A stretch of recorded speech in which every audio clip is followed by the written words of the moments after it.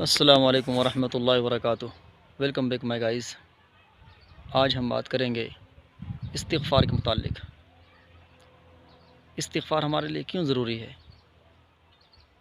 دن میں، رات میں، زبان سے، آنکھ سے، دل کی گہرائیوں سے بہت دفعہ ہم سے گناہ ہو جاتا ہے۔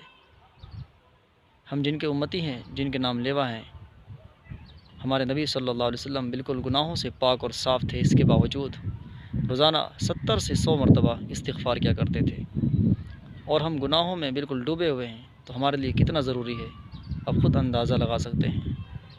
تو آئیے آج سے عہد کریں کہ ہم روزانہ استغفر اللہ ربی من کل ذنب واتوب الیہ کم از کم 100 بار ضرور پڑھیں گے۔